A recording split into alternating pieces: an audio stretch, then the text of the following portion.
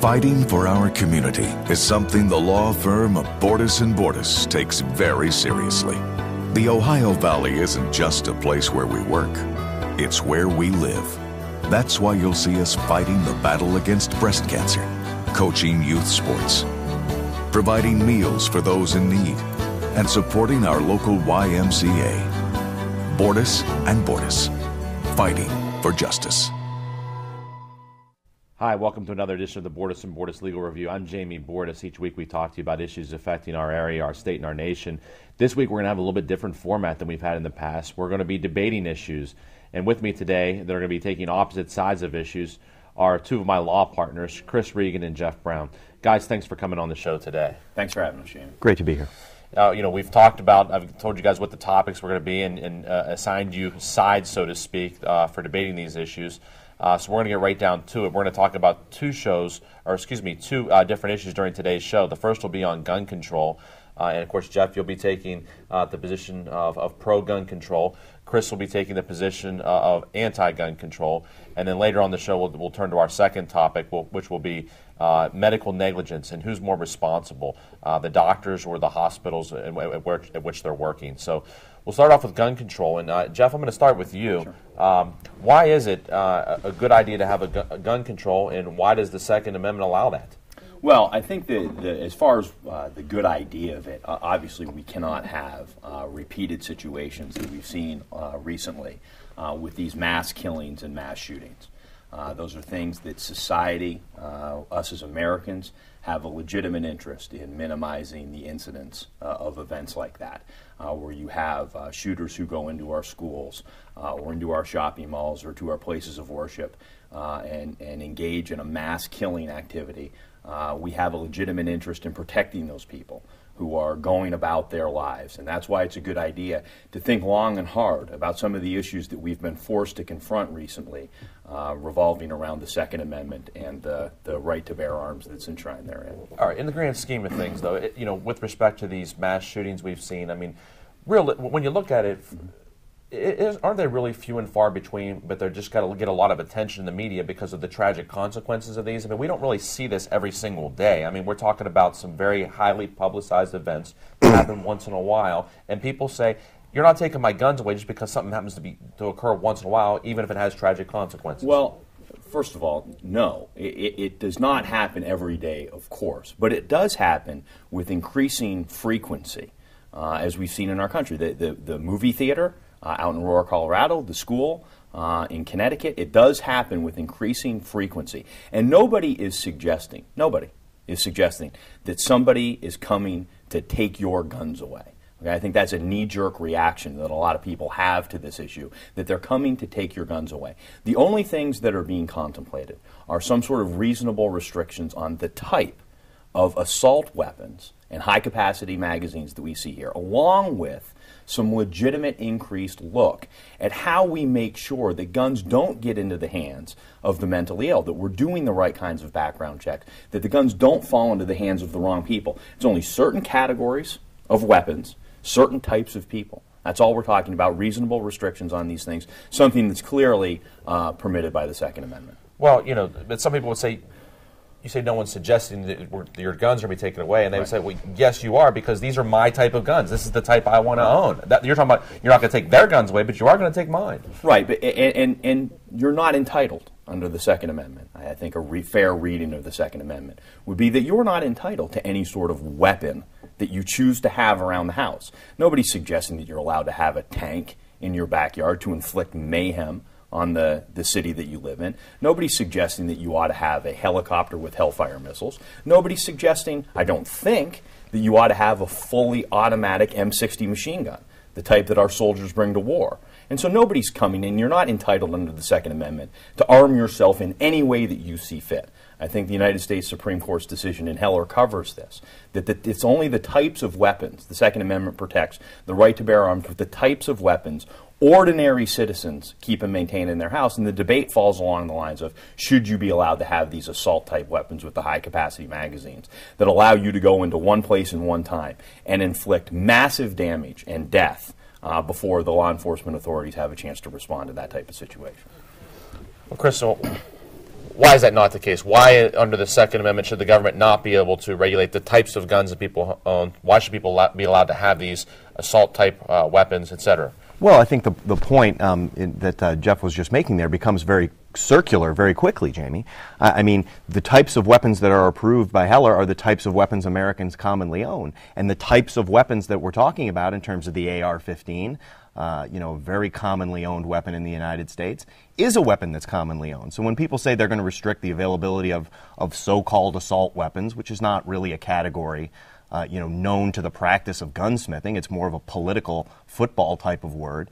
That is exactly the type of weapons that are commonly owned that some people are talking about depriving citizens of. Law-abiding citizens. And that's not proper. It's not proper under the Second Amendment. But more importantly, it's not proper in our concept of a free society, of fellow citizens of a country together with one another, as opposed to subjects of a government that we use to control one another.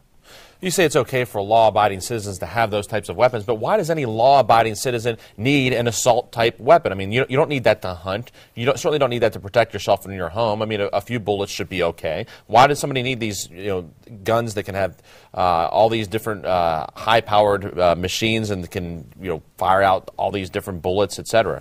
Well, I mean, I guess that raises exactly the same question, Jamie, is do we want to live in a country where the government decides what kind of car I should own, and what kind of food I should eat, and what kind of school I should go to, and what kind of places I can live, and what ways I can decorate my house, or what religion I can follow? Do we all want to decide together what we really need as a group decision that's going to be enforced by the government?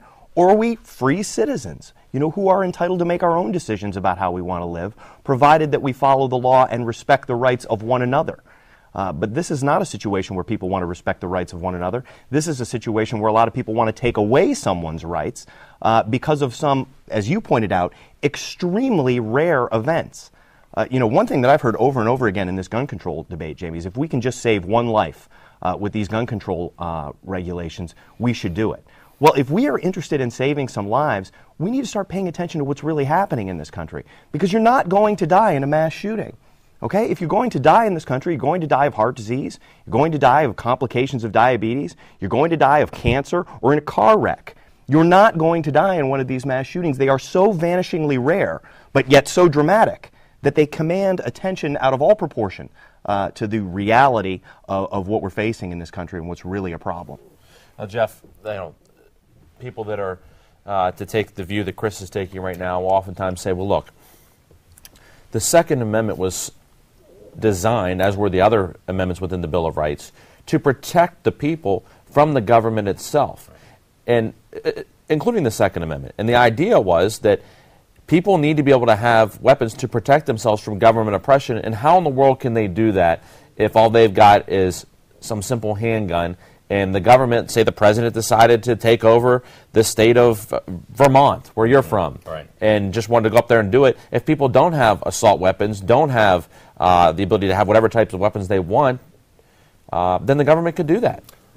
What do you say about that? Well, I think that is I appreciate you having me on the show, but the idea that the president is on the verge of issuing a command to the United States Army to forcibly take over Vermont for some purpose, that's so far-fetched and unrealistic that to try to debate along those kind of premises is just assume something that's just not at issue here.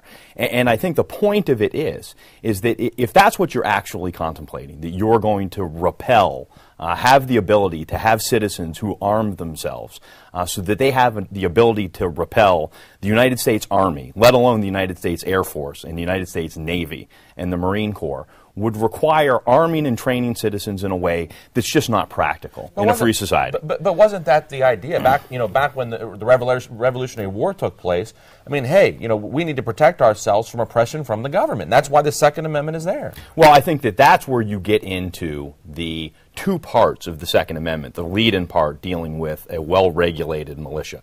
And to the extent that you want to talk about having a well-regulated militia that's capable of engaging in military operations, okay, then we have a discussion about that. And that's, I think, what's generally called the National Guard. something that I have been a privileged member of 2 different National Guards, both the Vermont National Guard, where I was a Green Mountain boy, just like Ethan Allen was, okay, and also a member of the Ohio National Guard. Those are organizations that have some control by the state level governments, and if you want to talk about a well-regulated militia for the purposes of protecting us from armed oppression by our own federal government, something that's just not realistic at this point, okay, then we can have that discussion within the context of a well-regulated militia. But that's not what we're talking about here. We're talking about a situation where individuals, unregulated by anything, okay, have their own assault weapons free to inflict the sort of mayhem that we see on other citizens. And even the most libertarian view, as Chris was just espousing, about the foods we eat and the kinds of TV programs we watch and his Christmas decorations and right to worship the way he pleases. Even a libertarian worldview recognizes that when that stuff results in the killing of innocent children, some reasonable restrictions are appropriate, and I don't think that that's an outlandish position at all. Chris, why is he wrong with respect to that? Why should the people be able to have these types of things? And why was that the idea of the Second Amendment in the first place? Well, let me be quick to agree that any situation, in our near or even medium-term future where there's armed resistance against the United States government in this country is extremely far-fetched. However, it's equally incorrect, I think, to say that an armed citizenry could not successfully resist the power of the United States military. I mean, we've been seeing that for 10 years in Iraq and Afghanistan. An armed citizenry is a powerful citizenry that can resist an invading or occupying force, and that is part of what the Second Amendment is all about. But what this debate is all about is whether or not we are men and women enough to live together and respect the rights of one another. To prosecute criminals, yes, but nonetheless to allow one another to live in freedom and exercise the rights that are granted to us by the Constitution. If we don't think we can do that, if we need a government to infantilize us and take care of everything for us to create an illusion of safety, well, then we will have the safety of a prison. Well, guys, we need to take a break. I appreciate you debating this issue. When we come back, we'll turn to another issue. We'll talk about medical errors and who's more responsible, the doctors and or nurses that commit them or the hospitals that employ those people. Stay with us on the Bordas & Bordas Legal Review. Fighting for our community is something the law firm of Bordas & Bordas takes very seriously. The Ohio Valley isn't just a place where we work. It's where we live. That's why you'll see us fighting the battle against breast cancer, coaching youth sports, providing meals for those in need, and supporting our local YMCA. Bordas & Bordas, fighting for justice. Welcome back to the Bordas & Bordas Legal Review. I'm Jamie Bordas. Today on our show, we're taking a little bit different format. We've got 2 of my law partners here, Chris Regan and Jeff Brown, who are debating different issues that are out there that are hot topics. We've just talked about gun control, and thanks, guys, for each taking a different side and doing it so well. But now we're going to turn to medical errors. And oftentimes, in our practice, we see or hear people calling us because some medical error has been committed. And there are a lot of good doctors, there are a lot of good hospitals out there, but there are some that aren't so good. And there are some where good doctors or good hospitals just make mistakes. But the question that I'm going to pose to both of you, and I've given each of you a side of this to talk about, is who's more responsible when something like that occurs? When there is a medical error, is it the doctors or the nurses or the medical staff that commit it, or is it the hospitals themselves that employ those people and then haven't put into place perhaps proper procedures or oversight of those individuals to ensure that those things don't happen and sometimes tragic results can occur because of that? So I'm going to start off with you, Jeff. What are your thoughts in terms of, you've seen, you've handled a lot of these types of cases through the years. Who's more responsible? Well, it's certainly a difficult situation anytime we're talking about these things, and these cases are all handled based on their own facts. We have at Bordas & Bordas represented the families of people who have been severely injured and in some instances lost their lives to the tragic mistakes of healthcare professionals, doctors and nurses in hospitals. And let me just say at the outset, Jamie, that I think it's important for everybody to know that not only myself personally, but our entire firm has the highest level of respect for the vast majority of healthcare providers who provide life-saving treatments to our people in the Valley here, and that we have the highest respect for the vast majority of them who are doing their job the right way all the time. But like you say, mistakes happen.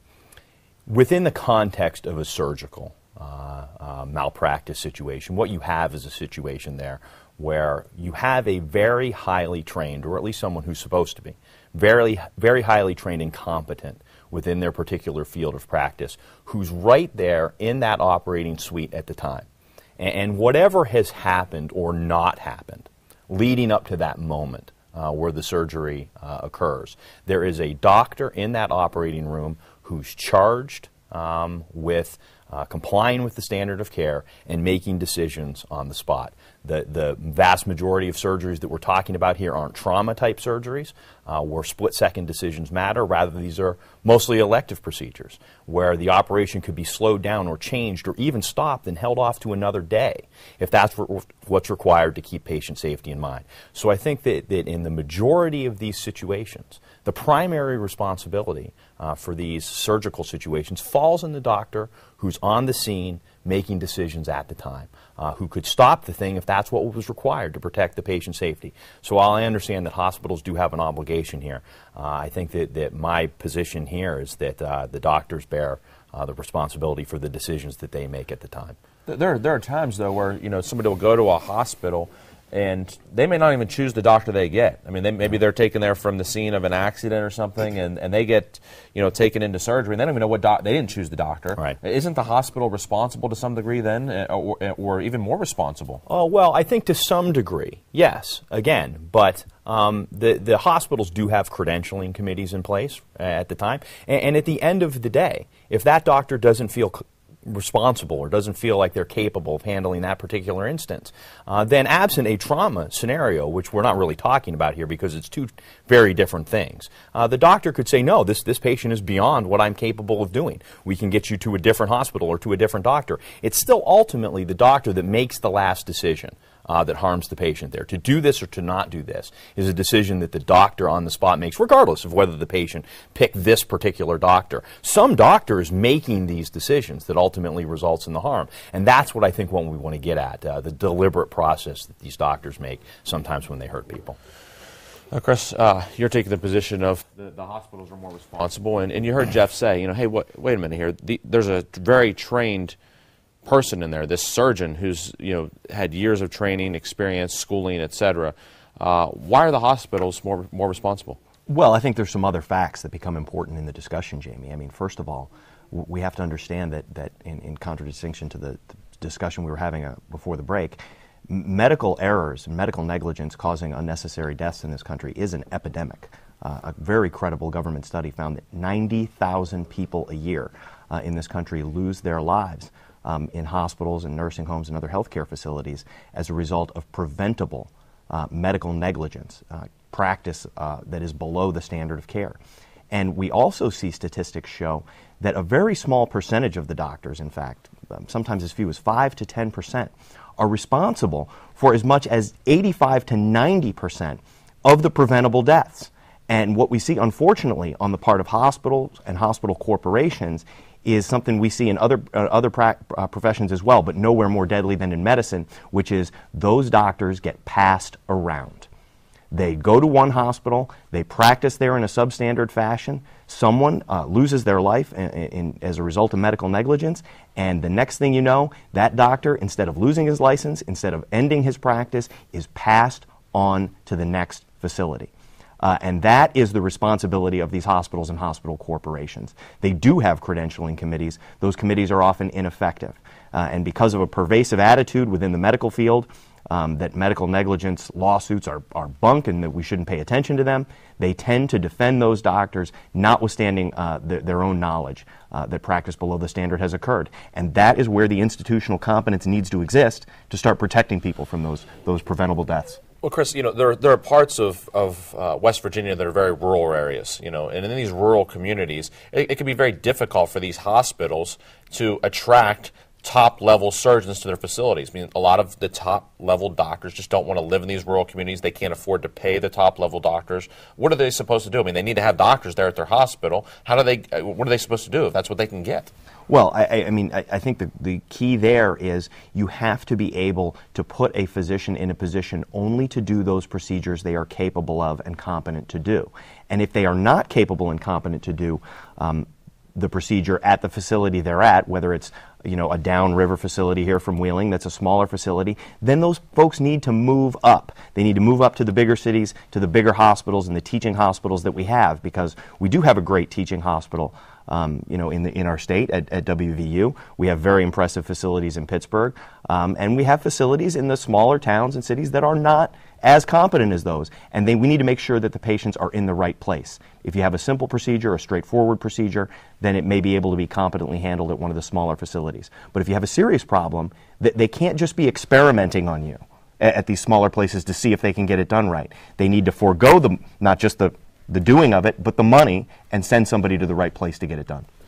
Well, Jeff, what about determining, whether or not a doctor is qualified to perform a particular procedure?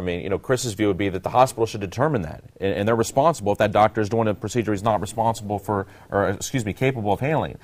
Does the doctor have some responsibility himself, though, for determining whether he's capable, and how's a doctor supposed to really know what he can and can't do? I absolutely think I agree with a lot of what Chris just said there about in situations where you have a doctor who's washed out of a few facilities, that the next hospital does have a responsibility to protect their own patients. I'm not disputing that at all. But it's ultimately the doctor's decision. We've had cases, very serious cases that I've handled, where ultimately what it boils down to at the end of the day is the doctor's responsibility to understand when he or she is getting in over their head in a particular procedure. Again, it's the doctor who's there at the time.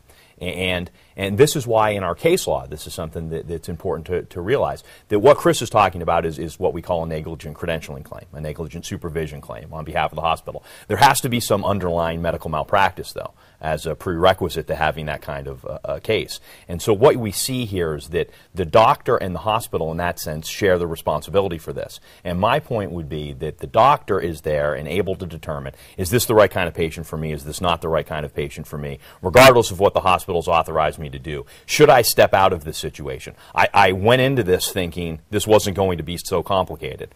Now that I'm here, I realize that it's much more complicated than I thought. The decision at that point, should we proceed with this, should we just call time out and step away from this and get this patient somewhere else, is ultimately the decision that the doctor makes at the time, which is why I think the doctor bears the primary, not the sole in that circumstance, but the primary responsibility for protecting that patient that day, that moment, with their hands on the patient. But like any other, highly trained person, or whatever, aren't doctors going to think, I can handle this? I can do. What's to keep them from thinking I can do this? They better not. That sort of bravado and ego has no place in an operating room. None. Where I can do this. I'll accept the challenge of this patient. This is somebody's life in your hands, and that is no circumstance at that point for trying to do something you're not capable of doing to prove some sort of a point. Chris, what do you have to say about that? The doctor is the one in there. Shouldn't he know best what he can and can't do? How's some hospital administrator, who's maybe not even a doctor, supposed to know whether this doctor is capable of doing this and whether he's going to screw it up? Well, I think the record just shows that there is a persistent failure on the part of a small subset of doctors to make just that judgment that you mentioned, Jamie. They don't do it, and that's why such a small percentage of doctors is responsible for such a huge fraction of the malpractice claims and the preventable deaths that are out there. And so while it's all well and good to say that those individuals who continue to do that should stop doing it, I think that at this point it becomes incumbent upon the hospitals and the facilities to stop them from doing it. I've seen it time and time again. You have malpractice in Wheeling, someone goes to Moundsville. They malpractice someone in Moundsville, they go to Wetzel. They malpractice someone in Wetzel, they go to Cadiz. I even saw it go the other way once when somebody committed an egregious act of malpractice, a physician in Parkersburg, and ended up in Columbus. At an even, what would be considered an even bigger and better hospital. So hospitals have to get a hold of that. And if they don't, we're going to continue to see those preventable medical deaths that have been a plague on this country. Well, guys, I appreciate your debating this issue and also debating the issue earlier in the show on gun control. Both interesting topics, both topics that affect a lot of people in this area, a lot of people in our nation, and hopefully both topics that people can continue to talk about to get to some good, sound decisions for how we can save lives with respect to both particular topics. Thanks to all of you for being with us here today on the Bordas & Bordas Legal Review. Jeff, Chris, thanks to you guys for being here. We'll see you again next week for another episode of the Bordas & Bordas Legal Review.